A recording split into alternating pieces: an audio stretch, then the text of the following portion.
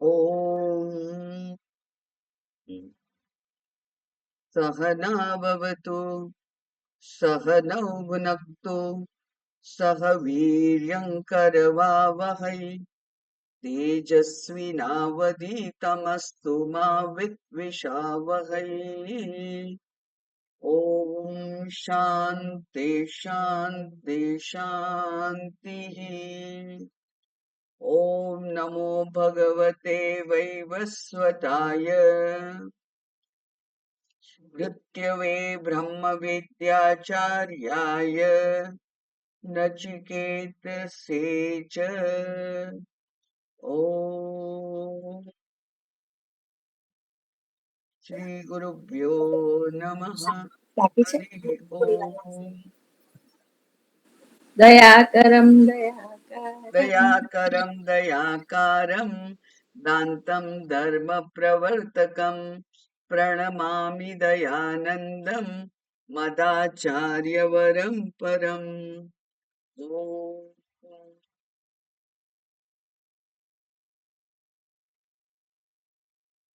અધ્યાય 1 વલ્લી 3 અને એમાં ખાસિયત છે. આગળ જે કઈ વાતો થઈ એમાં એકચ્યુઅલી એવી વાત થઈ કે જો અધિકારી હોય તો આ જે તત્વ છે બ્રહ્મ તત્વ જે અતિ સૂક્ષ્મ છે એ પ્રાપ્ત કરી શકાય. અને એટલે અધિકારીત્વ, ત્યાર પછી અનઅધિકારીત્વ એની પણ વાત થઈ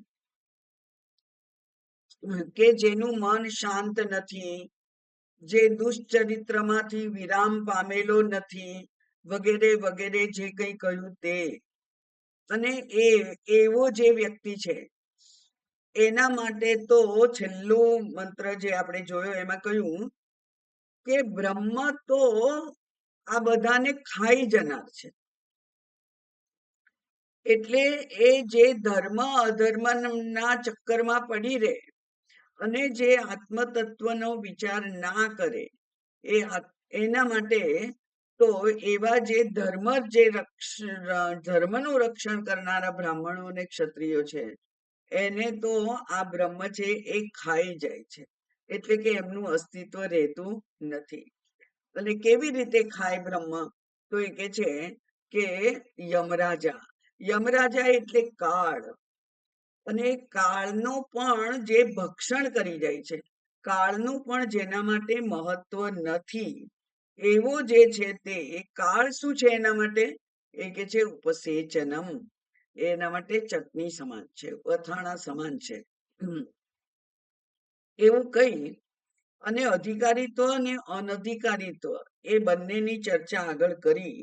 અને એટલે હવે આ ત્રીજી વલ્લીમાં જે છે એ જે અધિકારી હોય એનું લક્ષણ શું છે અને અનધિકારી હોય એનું લક્ષણ શું છે એ રથકલ્પના દ્વારા રજૂ કરવાના છે, જે આપણને આમ તો મોઢે આવડે છે પણ અહીંયા એના મંત્રોથી એ ત્યાં રજૂ કરશે ઉપનિષદ.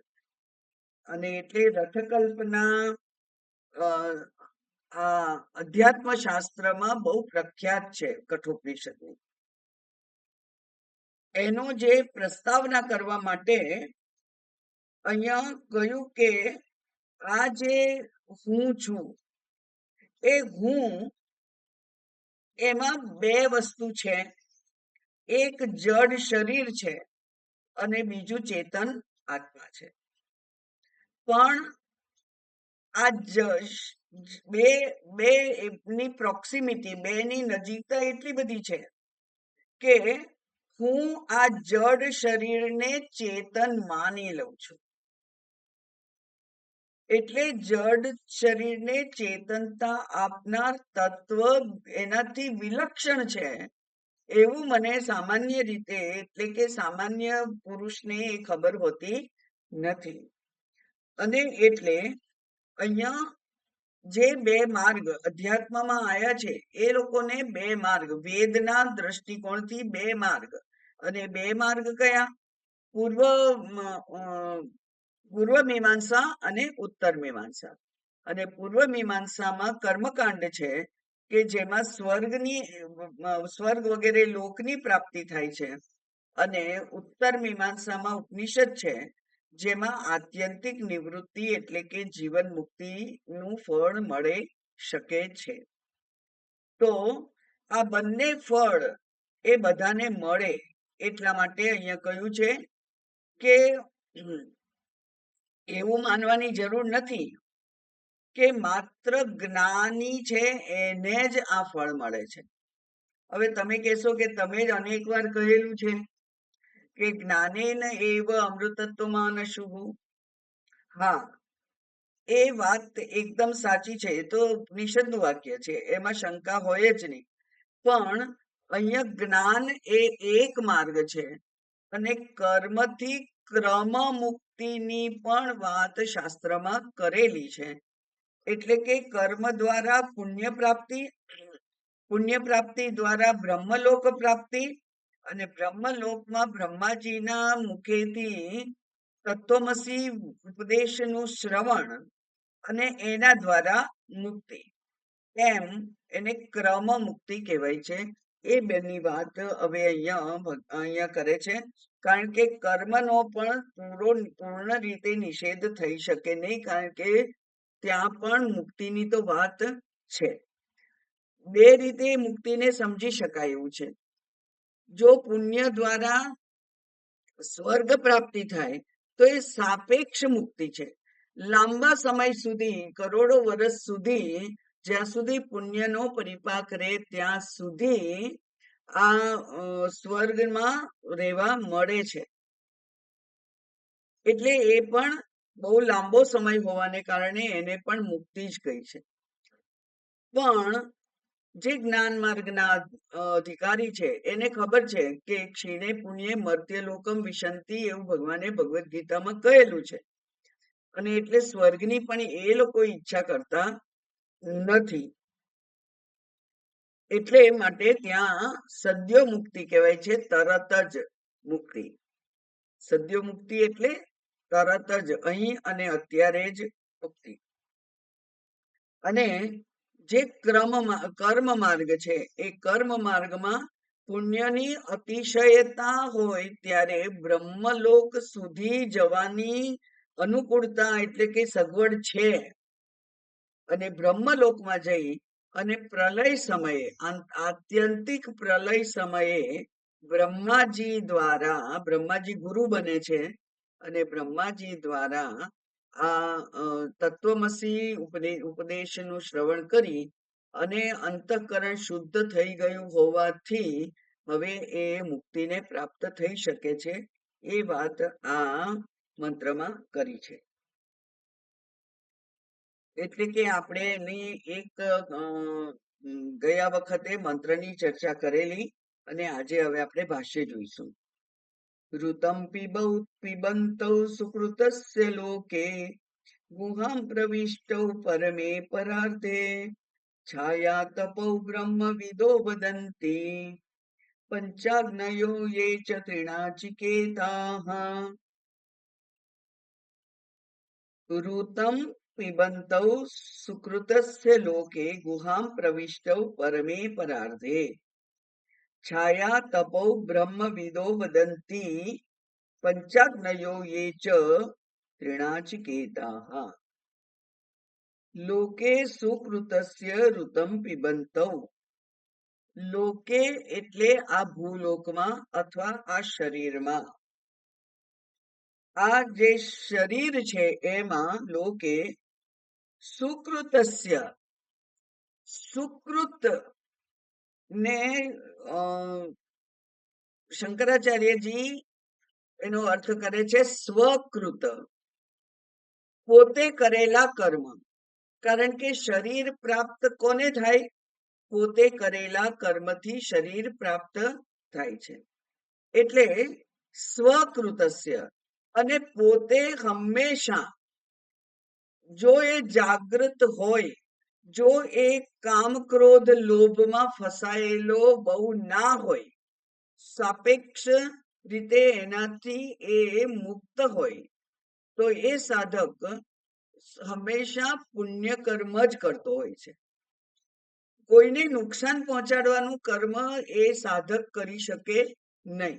અને અહીંયા સાધકની વાત થાય છે. એટલે સ્વકૃત કહીએ કે સુકૃત કહીએ, બંને ચાલે. સુકૃત એટલે પુણ્ય અર્જન કરી શકાય એવા શુભ કર્મો. તો એ સુકૃતસ્ય ઇહલોકે, કારણ કે આ કર્મથી મળેલું છે એટલા માટે. કૃત એટલે કર્મ, કર્મ એટલે કર્મફળ, કર્મફળ એટલે પાપ અને પુણ્ય. પાપ અને પુણ્યના પરિપાક રૂપે, પાપ અને પુણ્યના પરિપાક રૂપે જે સુખ અને દુઃખનો અનુભવ થાય છે, એ અનુભવને અનુભવવા માટે જે તે યોગ્ય શરીર પ્રાપ્ત થાય. જો વધારે પાપનો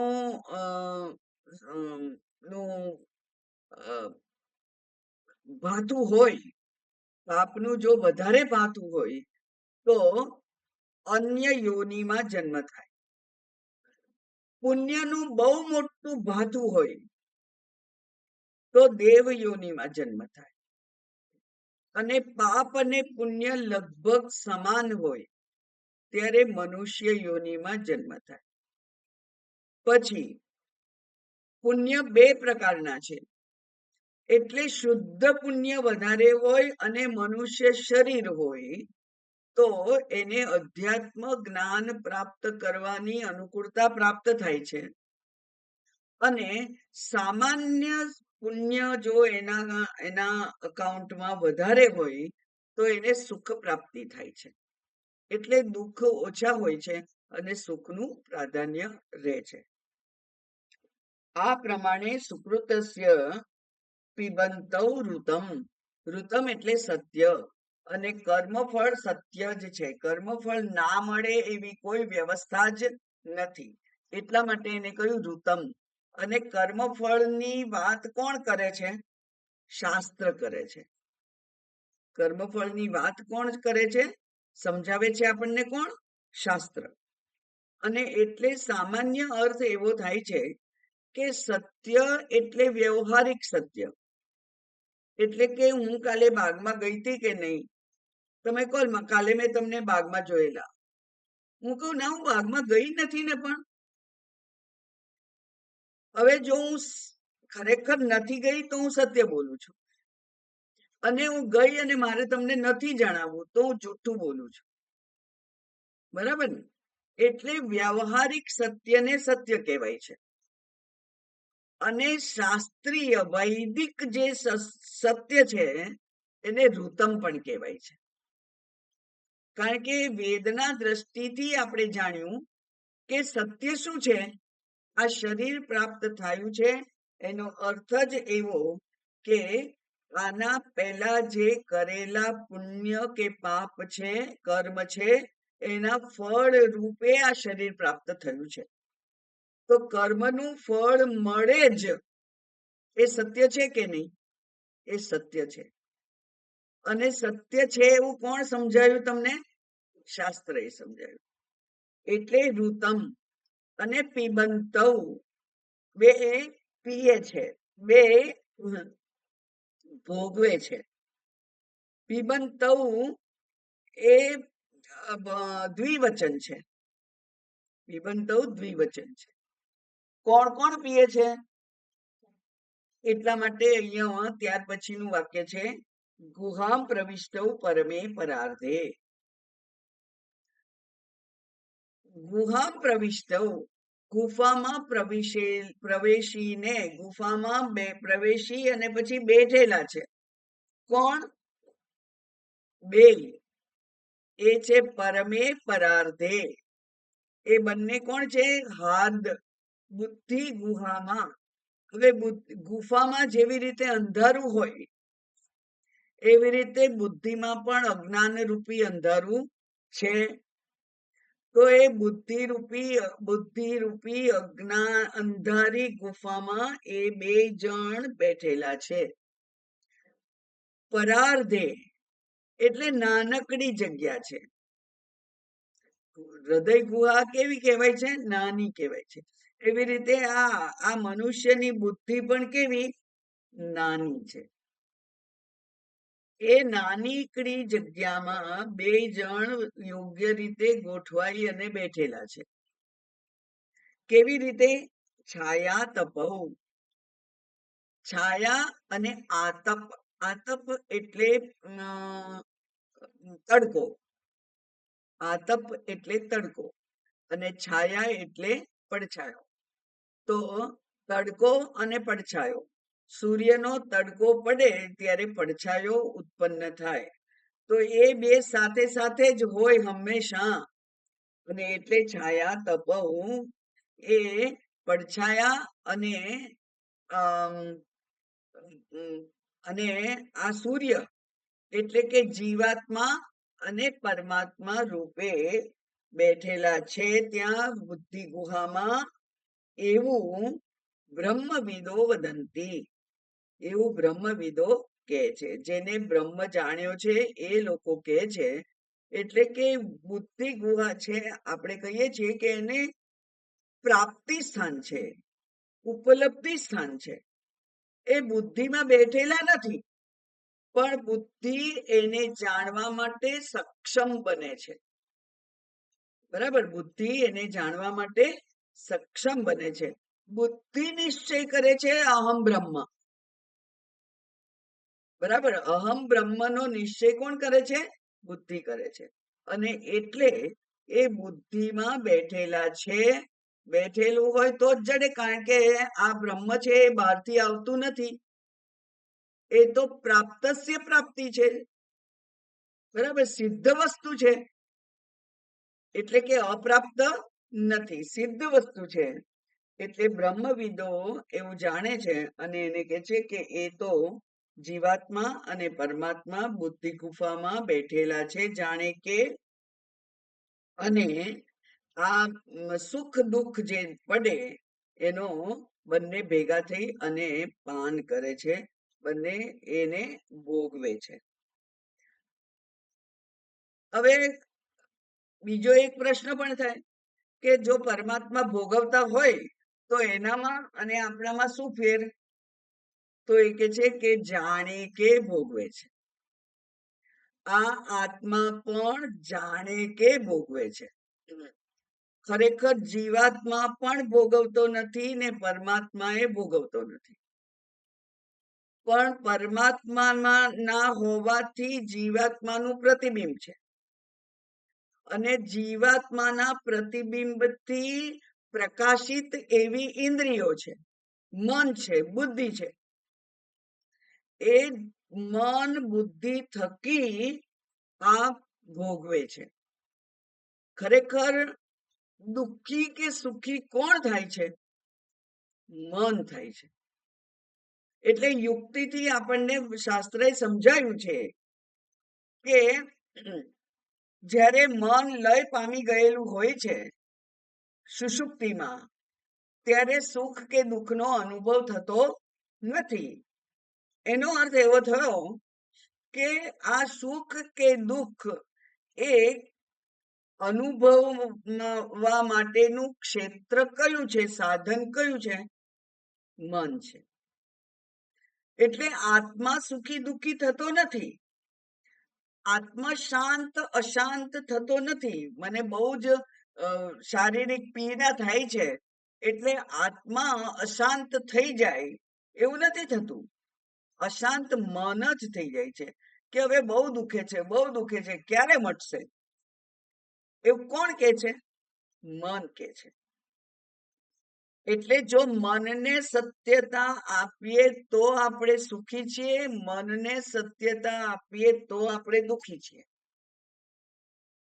પણ મનને જો સત્યતા ના આપી, મનને માત્ર સાધન રૂપે જ જાણ્યું, નિશ્ચય કર્યો, તો પછી આ જીવાત્મા જે છે એ ખરેખર તો સુખ કે દુઃખ ભોગવતો નથી, પણ એનું તાદાત્મ્ય બની રહેલું છે. ક્યારથી બની રહેલું છે? જ્યારથી આ જીવ વ્યક્ત થયો ત્યારથી શરીર અને આ જીવાત્મા એ બંનેની જોડી સાથે ને સાથે જ રહેલી છે કોઈ પણ શરીરમાં. એટલે જાણે કે જીવાત્મા ભોગવે છે એમ કહેવાય. બરાબર ને? જાણે કે જીવાત્મા ભોગવે છે એમ કહેવાય. એટલા માટે કહ્યું બ્રહ્મવિદો વદંતી કે આ બંને ભોગવે છે. હવે આ તો જ્ઞાની બ્રહ્મવિદ કયું? એટલે કે બ્રહ્મને જે જાણવા માટે પ્રવૃત્ત થયેલા છે, જે જાણે છે અથવા જે પ્રવૃત્ત થયેલા છે. એટલે કે જ્ઞાન માર્ગ વાળાને જ આ બ્રહ્મને પ્રાપ્તિ થાય, એવું એનો અર્થ થયો ને. એટલા માટે શાસ્ત્ર કહે છે કે ના ના, બીજો પણ એક મુક્તિનો માર્ગ છે, અને એ કયો છે? પંચાગ્નયોહો. એ પંચાગ્નિ છે. મેં કહ્યું તું કે ઉપાસના જ્યારે આપણે જોયેલી ઉપાસના વિશેની, ત્યારે પંચાગ્નિ ઉપાસના આવે. એટલે કે 4 બાજુ અગ્નિ હોય અને ઉપર સૂર્ય હોય, એ પંચાગ્નિ ઉપાસના છે. ઉપાસના એટલે ધ્યાન, જપ વગેરે. એટલે કે અત્યંત પ્રતિકૂળ પરિસ્થિતિમાં પણ એકાગ્ર મનને કરી અને જે મન જે જપ અને ધ્યાન થાય એને ઉપાસના કહેવામાં આવે છે. બીજું, 5 પ્રકારના અગ્નિ પણ છે. 5 પ્રકારના અગ્નિ છે. ગૃહસ્થો માટે 5 પ્રકારના અગ્નિનું ચયન કરવું એક શાસ્ત્ર વિહિત છે, વેદ વિહિત છે. બ્રાહ્મણ હોય એને અમુક અમુક કર્મો કરવા પડે, ગૃહસ્થ હોય ત્યાં સુધી. તો એ કયા કયા છે? 5 છે. એક છે ગાર્હપત્ય અગ્નિ. એટલે ગૃહપતિ જે છે એને કરવાનો, એટલે ગાર્હપત્ય અગ્નિ. પછી દક્ષિણાગ્નિ, પછી આવહનીય અગ્નિ, પછી છે સભ્ય અગ્નિ અને આવસથ્ય અગ્નિ. આવસથ્ય અગ્નિ. આ 5 પ્રકારના વૈદિક યજ્ઞો હોય છે. બરાબર? 5 પ્રકારના વૈદિક યજ્ઞો હોય છે. આ યજ્ઞો એ પેલા ગૃહસ્થે કરવાના હોય છે. અને મને ગઈકાલે જ એક પુસ્તક હું વાંચતી હતી, એમાંથી 4 પ્રકારના અગ્નિ એની વેદી કેવી કેવી હોય એનું આકૃતિ મળી છે, એ હું મોકલાઈશ તમને. તો એ 4 પ્રકારના અગ્નિ એમણે કરવાના હોય. તો દક્ષિણાગ્નિ, ગાર્હપત્ય અગ્નિ, પછી ચાતુર્માસ્ય અગ્નિ, એવા બધા જે અગ્નિ છે દર 4 માસે કરવાનો, એવા અગ્નિ એનું ચયન એ લોકોએ ગૃહસ્થોએ કરવું પડે. તો એ એવો હોય તો હવે આમાં જુઓ કે જ્યારે પણ કર્મ કરીએ, કોઈ પણ કર્મ, આપણી સામાન્ય પૂજા હોય રોજની કે પછી યજ્ઞ કર્મ હોય, કોઈ પણ કર્મ કરીએ એટલે એમાં અનેકતા હોય. અનેકતા એટલે શું? એક યજમાન હોય, એક બ્રાહ્મણ હોય, અને એ પૂજા માટે જે દ્રવ્યો વાપરવાના હોય તે દ્રવ્યો હોય વગેરે. હવે આ જે અગ્નિ ની વિધિ કરવાની, એમાં 5 વસ્તુ હોય. એક યજમાન હોય, એક પુરોહિત હોય, એક દ્રવ્ય હોય, એક સ્થાન હોય અને એક મંત્રો હોય. મંત્ર હોય, દક્ષિણા હોય. મંત્ર હોય અને દક્ષિણા હોય. આ 5 વસ્તુ એના પરફેક્શન ઉપર એ પુણ્યનો આધાર રહે. પરફેક્શન દરેકમાં જોઈએ. પહેલા શ્રદ્ધા જોઈએ. કોનામાં? યજમાનમાં શ્રદ્ધા જોઈએ. યજમાનની બુદ્ધિ આ અગ્નિ મને ફળ આપશે જ એવી શ્રદ્ધા એ યજમાનને હોય. પછી જે બ્રાહ્મણ યજ્ઞ કરાવતો હોય, પૂજા કરાવતો હોય, એને આમાં કહેલું જે ફળ છે તે મળશે જ એવી શ્રદ્ધા હોય. એટલે 2 જણની પૂરી શ્રદ્ધા ભેગી થાય. પૂરી કેવી હોય? 100% પૂરી શ્રદ્ધા. હવે 100% શ્રદ્ધા લાવવી બહુ અઘરી હોય છે. તમને કહ્યું હોય કે જ્યોતિષ્ટોમ યજ્ઞ કરો તો સ્વર્ગની પ્રાપ્તિ થાય.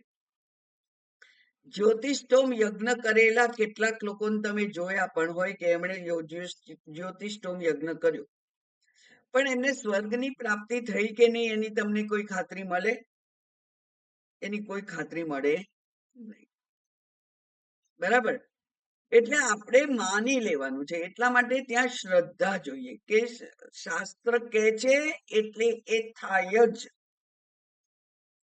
એવી રીતે તમને કોઈક જે ધારો કે સામાન્ય ઉદાહરણ લઈએ કે તમે બાધા રાખો છો પેલી કે મારું અમુક કામ થશે તો હું આ ભગવાનને આવું કંઈક કરીશ, એમને નૈવેદ્ય ધરાઈશ કે એમને એક પેલા બેને મને હમણાં થોડા દિવસ પહેલા કહ્યું હતું કે કોઈકની આંખમાં પ્રોબ્લેમ હતો, તો અંતે એને બધા જ પ્રયોગો કર્યા હશે વૈજ્ઞાનિક, અને પછી પેલા એના બેનપણીએ જે છે એને બાધા રાખી કે એમની આંખ સારી થશે તો હું રણછોડજીને આંખ પહેરાઈશ, મૂર્તિને આંખ ચડાઈશ. એટલે એમને સારું થયું. વિજ્ઞાનના પ્રયોગથી સારું થયું કે ભગવાનના અનુગ્રહથી સારું થયું એની કોઈ ખાતરી ના હોય, પણ એમને સારું થયું એટલે તમારે તમારી જે સંકલ્પ હતો એ સંકલ્પ પૂરો કરવો જોઈએ. એ શ્રદ્ધા છે કે મારા આ કરવાથી જ આ કામ થયું છે, તો એ શ્રદ્ધા હોય. પછી દ્રવ્ય વાપરવાના હોય તો એ બધામાં શુદ્ધિ જોઈએ. આપણી શારીરિક શુદ્ધિ, સ્થાનની પવિત્રતા, દ્રવ્યોની ફિઝિકલ શુદ્ધિ અને એના માટેનું જે ધન વાપર્યું હોય તે 1 નંબરનું શુદ્ધ ધન હોય. આવી બધી જ અપેક્ષાઓ પૂરી થાય ત્યારે શુદ્ધિ ત્યાં પ્રાપ્ત થાય. પછી મંત્રોચ્ચાર. હવે બ્રાહ્મણ મંત્રોચ્ચાર કરે ને એમાં એની કઈ ભૂલ થઈ જાય તો પણ આ જે ધાર્યું ફળ છે એ મળે નહીં. અને છેલ્લું દક્ષિણા. જો તમને જે ફળ મળવાનું હોય એની ભવ્યતા જોઈ અથવા એની અનિવાર્યતા જાણી અને જો તમારે તમે જો એ કાર્ય કર્યું હોય તો એ કાર્યની જે અગત્યતા છે એ પ્રમાણેની દક્ષિણા આપવી જોઈએ. તો એ પ્રમાણે આ બધું. અને એટલે દયાનંદ સ્વામીજી એમ કહેતા હતા કે આ કોઈ પણ કર્મ કરવું 100% શુદ્ધિથી, 100% શ્રદ્ધાથી, 100% પરફેક્શનથી કરવું અત્યંત કઠિન છે. અને એટલે એમ કહેતા ઇટ્સ ઓલમોસ્ટ ઇમ્પોસિબલ. અને એટલે એ જે માર્ગ અર્ચિરાદી માર્ગથી બ્રહ્મલોકમાં જવાય એવું જે કહ્યું છે એના માટે એમ કહેતા હતા કે ફોરગેટ ઇટ. એવું જવાય જ નહીં. કારણ કે આટલી ચોકસાઈથી કર્મ થવું અને એ કર્મનું તમને ફળ મળવું અને પછી આ જીવાત્મા ને દેવતાઓ હાથ પકડીને સૂર્યના કિરણો હાથ પકડી અને બ્રહ્મલોક સુધી પહોંચાડે એટલું પુણ્ય એના જો કર્મનું હોય તો એને ત્યાં જવા મળે બ્રહ્મલોકમાં. અને પછી બ્રહ્મલોકમાં જઈને પણ પાછું કરવાનું શું? બ્રહ્મલોકમાં જઈને પણ ત્યાં રહેવાનું અને બ્રહ્માજી જે પ્રવચન કરે પ્રવચન સાંભળવાના.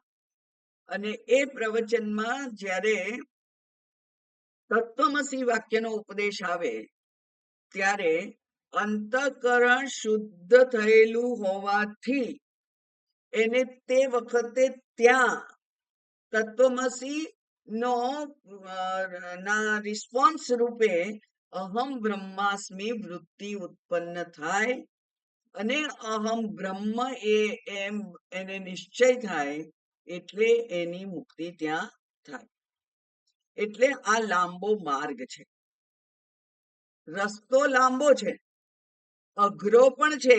દયાનંદ સ્વામીજીના કહેવા પ્રમાણે કઠિન છે, પણ રસ્તો છે ખરો. ભગવાન એટલે કે વેદમાં એ રસ્તો બતાવેલો છે અને એટલે એને ક્રમ મુક્તિ કહેવામાં આવે છે. બરાબર, ક્રમ મુક્તિ.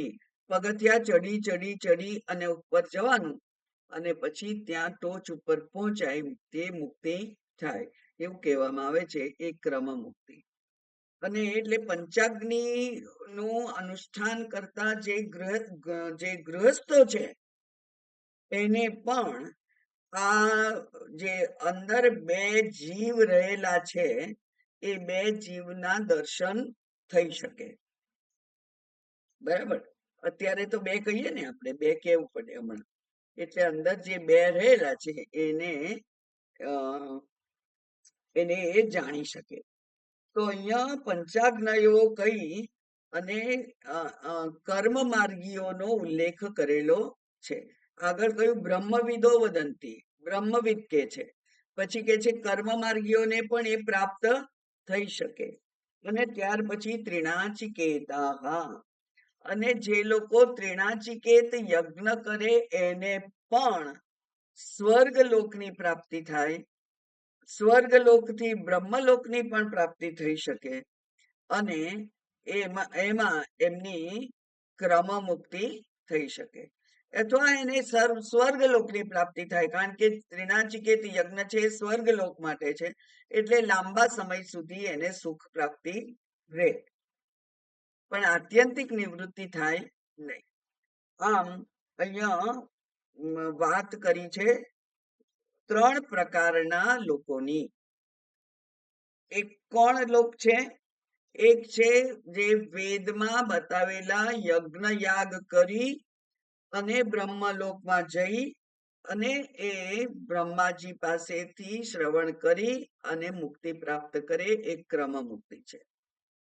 ત્રિણાચિકેત યજ્ઞ કરી અને સ્વર્ગલોકમાં જાય અને સ્વર્ગ પ્રાપ્ત કરી અને લાંબા સમય સુધી એ ત્યાં સુખનો અનુભવ કરે, એ ત્રિણાચિકેત યજ્ઞની વાત થઈ.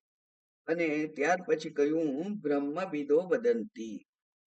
આમ ત્રણ પ્રકારના લોકો જે છે એને આ બ્રહ્મની પ્રાપ્તિ થઈ શકે.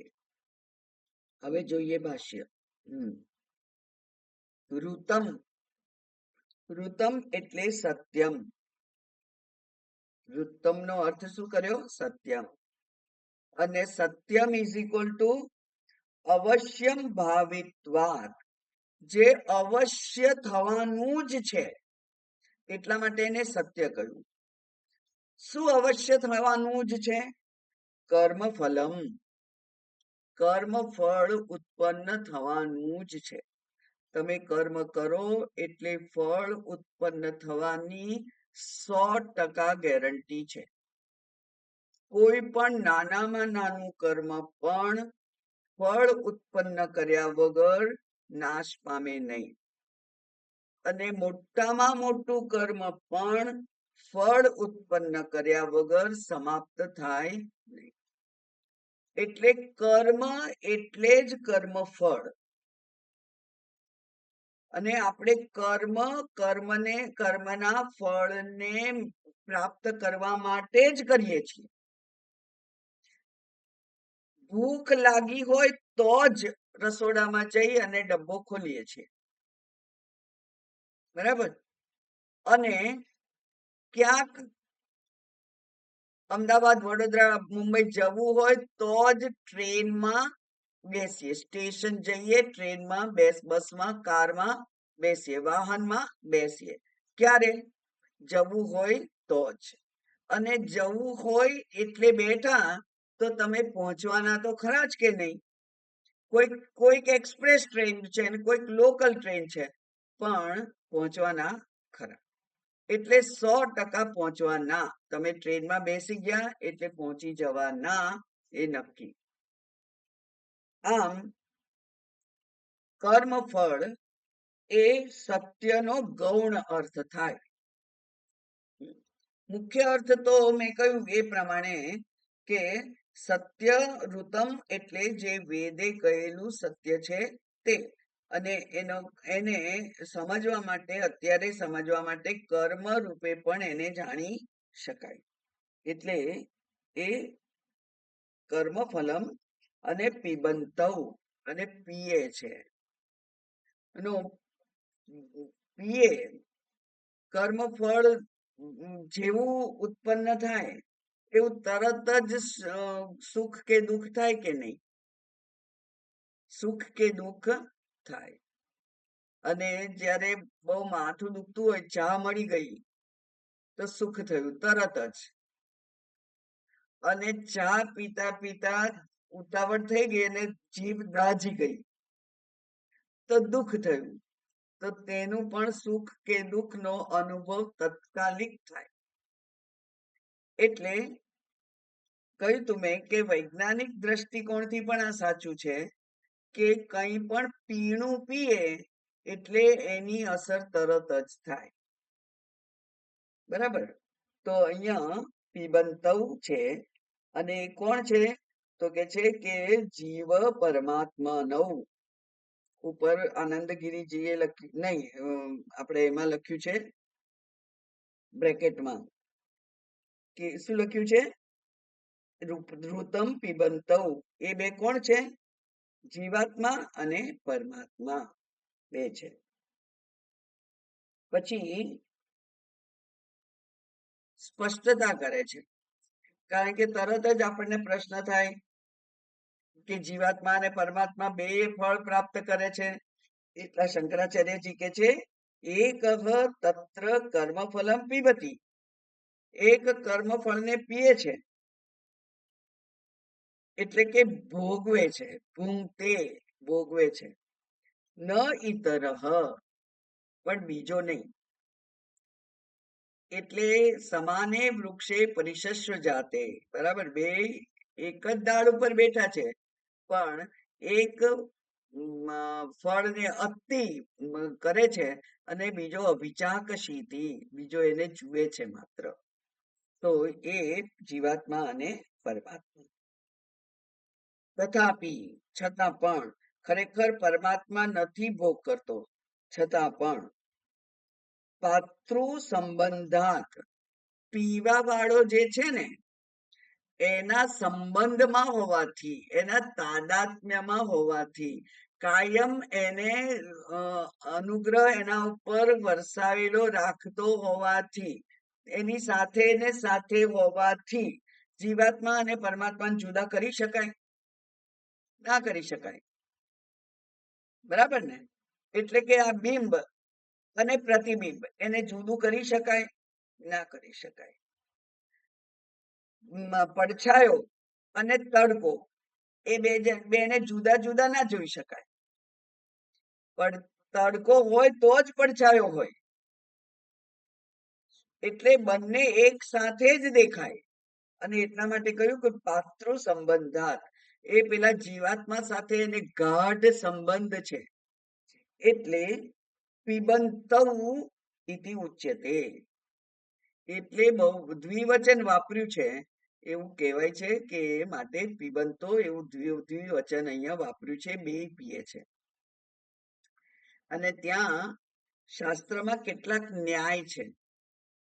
એમાં અહીં કે છે છત્રી ન્યાય ન, છત્રી ન્યાયથી વરસાદ ચાલુ થયો હોય પડવાનો અને બોમ્બેના રેલવે સ્ટેશન પર, બોમ્બે સ્ટેશનમાં લોકો જતા હોય, હવે એમને તો પેલી ટ્રેન પકડવી કમ્પલસરી છે, નોકરી જવાનું છે, એટલે વરસાદ પડે એટલે બધા પોતપોતાની છત્રી ઉગાડી દે, એટલે જાણે કે છત્રીઓ ચાલતી હોય એવું લાગે, પણ એમાં 2, 5, 10 એવાય હોય કે જે છત્રી ભૂલી ગયા હોય, એ ચાલતા હોય પલળતા પલળતા, પણ એ બધાને, એ આખા ટોળાને છત્રી વાળા લોકો એમ જ કહેવાય.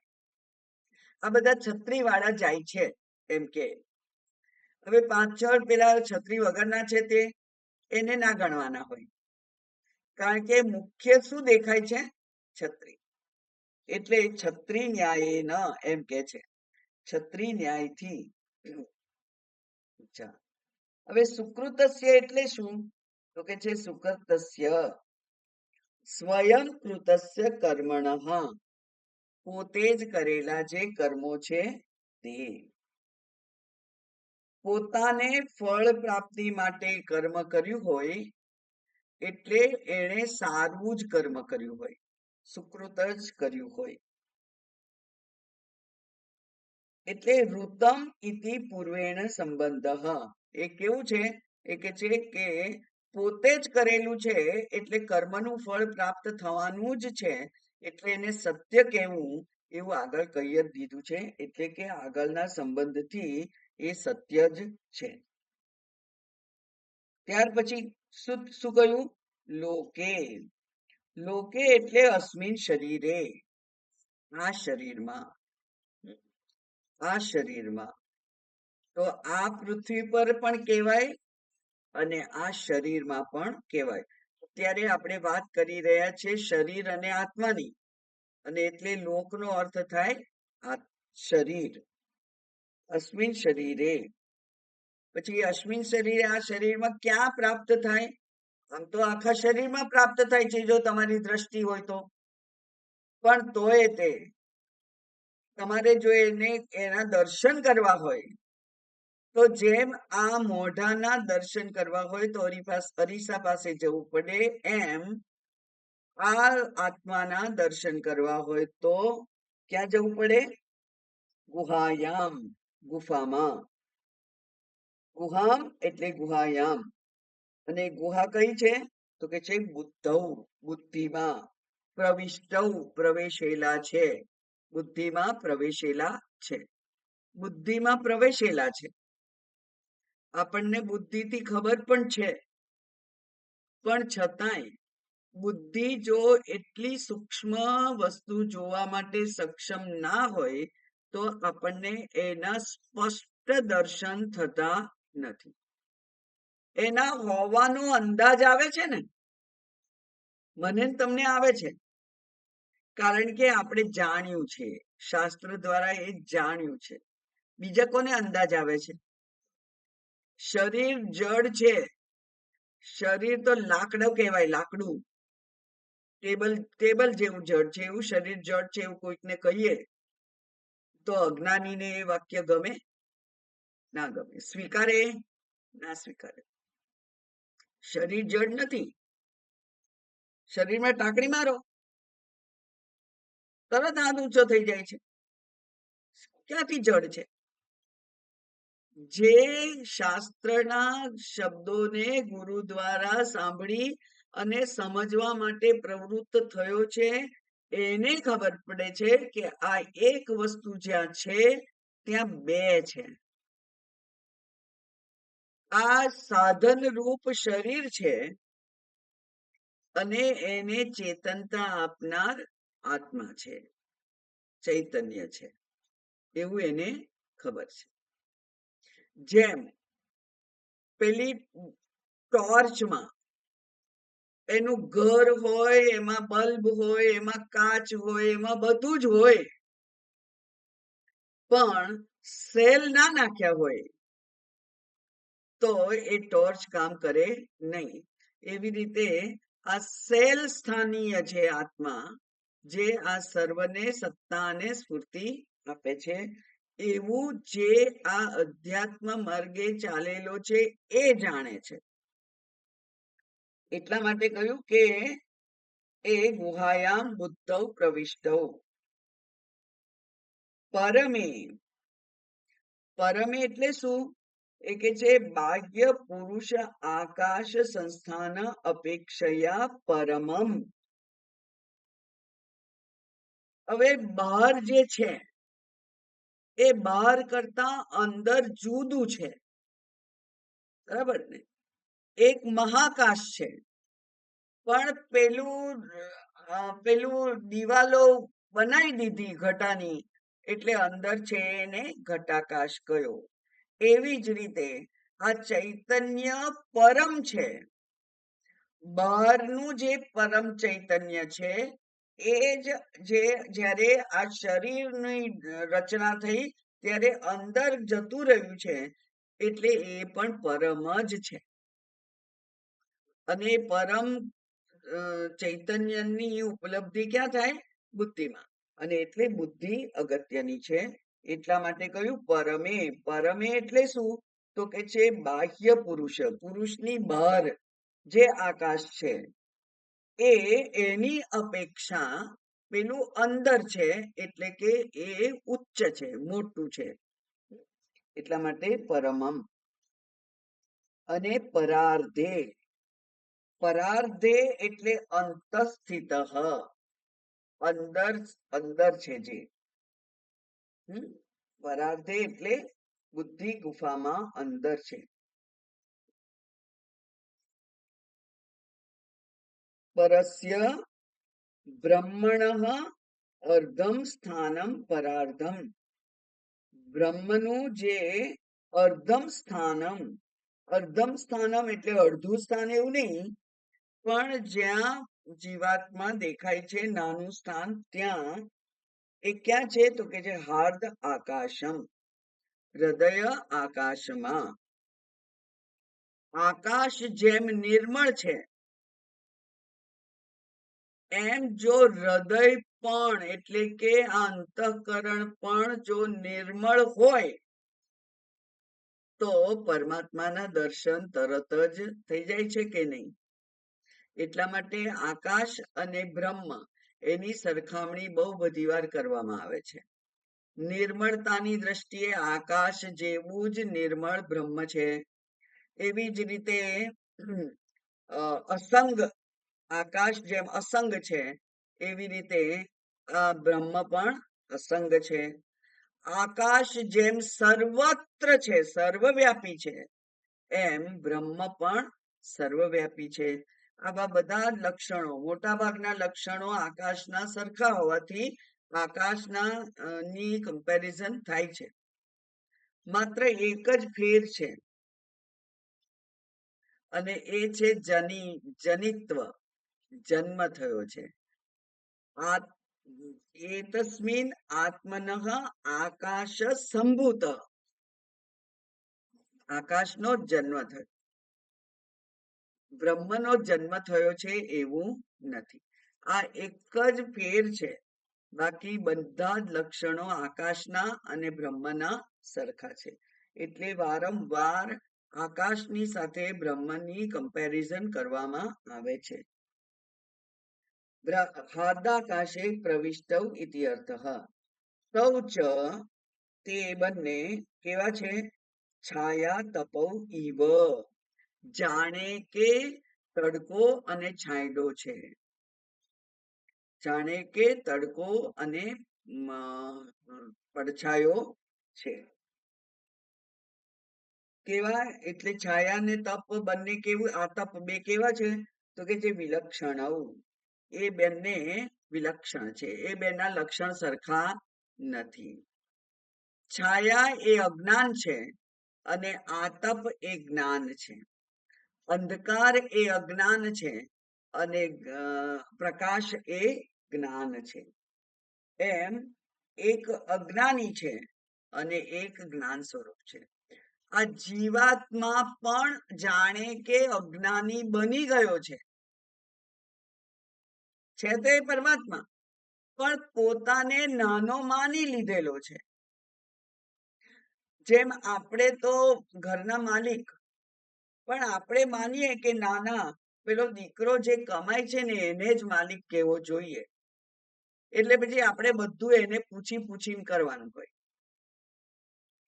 પણ તમને પોતાને તમારી ઉપાધિ ખબર છે કે તમે મમ્મી છો, એટલે તમારે પૂછવાનું ના હોય.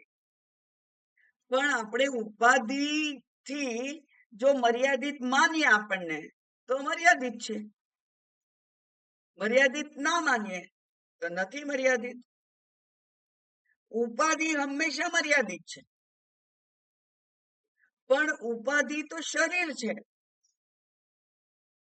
ઉપાધિ તો એક સ્ટેટસ છે મારું. જેમ કે હું ઇન્ડિયન છું તો અમેરિકન નથી, બરાબર ને? તો આ ઉપાધિ ઇન્ડિયન છે, એ જીવ ઇન્ડિયન નથી. એમ જે કેવો છે તો એ કે છે કે એ ઉપાધિથી તો અનંત છે, સચ્ચિદાનંદ છે, પણ પોતે પોતાને આ શરીરમાં બદ્ધ એવો અંતર્યામી રૂપે જ માની લે છે. એટલે હું બરાબર તમે કહો છો કે મારામાં પણ છે ચૈતન્ય, પણ પછી બહારનું ચૈતન્ય તો જુદું ને, એ તો મોટું ને. એમ બે જુદા નથી.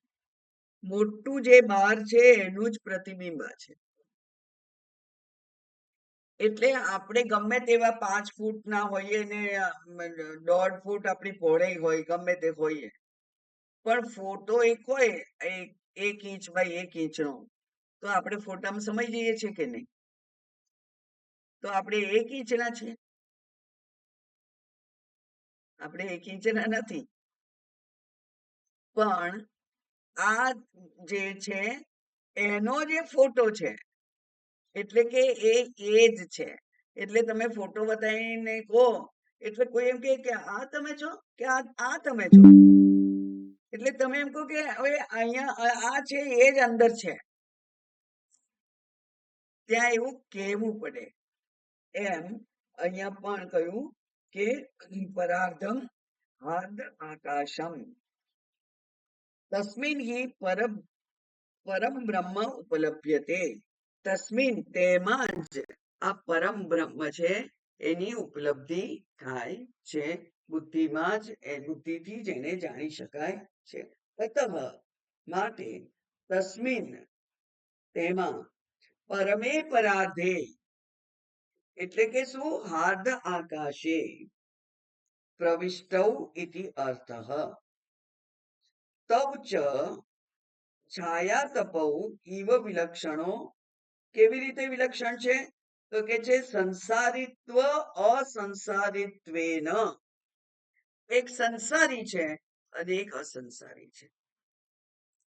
એક કર્મફળ ભોગવનાર છે અને એક કર્મફળથી અલિપ્ત છે. એક કર્મ કરે છે, પોતાને કરતા માને છે, અને બીજો પોતાને અકર્તા માને છે. બીજો જાણે છે કે હું તો અકર્તા છું, હું કંઈ કરતો નથી. એવું જે સંસારી અને અસંસારી એવા છે. એક અજ્ઞાની છે, એક જ્ઞાની છે, એક સંસારી છે, એક અસંસારી છે. એવા બેને બ્રહ્મવિદઃ વદંતી કથયંતી. બ્રહ્મવિદો એવું કે છે. અને એટલે ન કેવલમ કર્મિણ એવ વદંતી.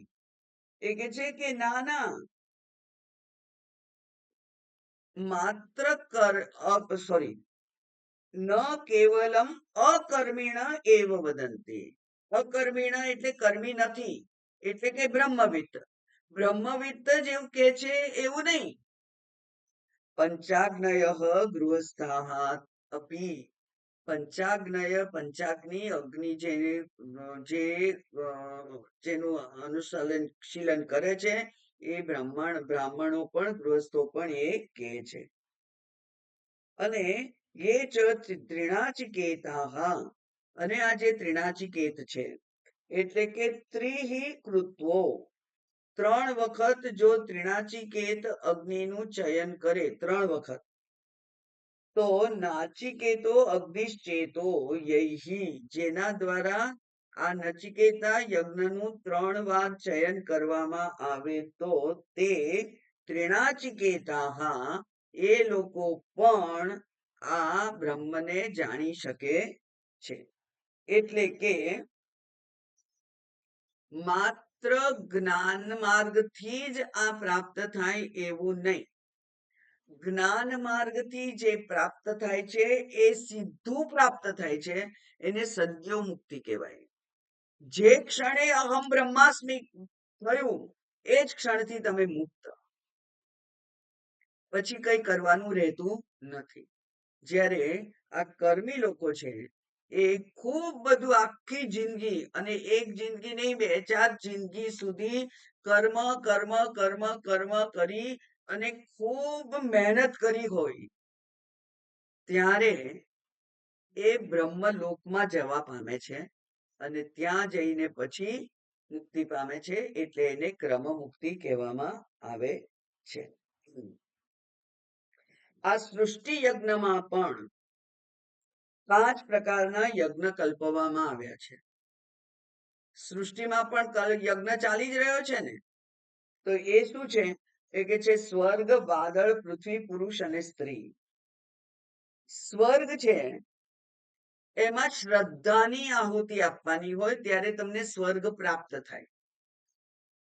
શ્રદ્ધાની આહુતિ આપો તો સ્વર્ગ પ્રાપ્ત થાય. વાદળ છે એમાં ચંદ્ર છે, એમાં ચંદ્ર છે એટલે પર્જન્ય. વાદળ છે એટલે કે વૃષ્ટિ છે, અને વૃષ્ટિ છે એટલે અન્ન છે, અને અન્ન છે એટલે મન છે, મન છે એટલે ચંદ્ર છે. એમ ચંદ્ર. પૃથ્વી જે છે એ પૃથ્વીમાં વનસ્પતિ ઉત્પન્ન થાય, એટલે પૃથ્વીમાં વનસ્પતિની આહુતિ અપાય છે.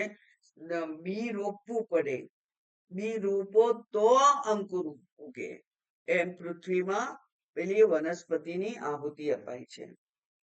પુરુષ, પુરુષ છે એનામાં વીર્ય છે એટલે જળ છે, અને સ્ત્રી છે એનામાં અંડ છે એટલે એની યોની છે, અને એમાં પેલું જળ પ્રવેશ કરે છે શુક્ર સાથે, એટલે તે સ્ત્રીની યોની છે એમાં પણ વીર્યનું આદાન થવાનું હોય છે. એટલા માટે આ 5 યજ્ઞો ચાલતા જ રહે છે, ત્યારે જ આ પૃથ્વી સંસાર ચક્ર છે, જે પૃથ્વી ચક્ર છે એ ચાલે છે. આમ આ બધામાં પણ અગ્નિ દ્રષ્ટિ એ કુર્વતે અગ્નિહોત્રાધિકારીણ તેવા એ લોકો પણ, એટલે નીચે આનંદગીરી છેલ્લે આ કહેલું છે, જુઓ છેલ્લી લીટી એમાં, દ્યુ, પર્જન્ય, પૃથ્વી, પુરુષ અને યોશિત્સુ, યોશી, એમાં અગ્નિ દ્રષ્ટિ કરવામાં કરે છે એ લોકો. અને અગ્નિ દ્રષ્ટિ કરવી એટલે ઉપાસનામાં આમાંથી ગમે તે એકનો આધાર લઈ અને એમાં જ અગ્નિ પોતાની જે મન છે એને એકાગ્ર કરવાનું હોય. તે એવા જે અગ્નિહોત્રી છે એમને પણ આ જ્ઞાનની પ્રાપ્તિ થાય છે. એટલે ટૂંકમાં આ જે મુક્તિ છે એ મુક્તિ ક્રમ મુક્તિ પણ છે અને સદ્યો મુક્તિ પણ છે. એટલું આમાંથી આ મંત્રથી જાણી શકાય. એટલે કે કર્મ સાવ બિનઉપયોગી નથી. વેદનો જે પૂર્વ ભાગ છે એ અત્યંત નિષ્ફળ છે એવું નથી. ત્યાંથી પણ ફળની પ્રાપ્તિ થાય છે, કર્મથી પણ ફળની પ્રાપ્તિ થાય, અને એ ફળ દ્વારા બ્રહ્મલોક થાય, અને બ્રહ્મલોકથી ત્યાંથી મુક્તિ પ્રાપ્ત થઈ શકે. એટલે કર્મથી પણ ક્રમ મુક્તિ પ્રાપ્ત થઈ શકે છે અને જ્ઞાનથી સદ્યો મુક્તિ પ્રાપ્ત થાય છે. એટલો આ મંત્રનો અર્થ છે.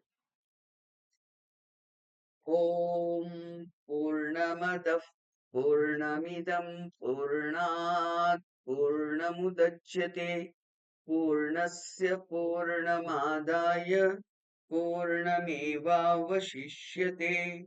ઓમ શાંતિ શાંતિ શાંતિ. હરિ ઓમ. શ્રી ગુરુભ્યો નમઃ. હરિ ઓમ.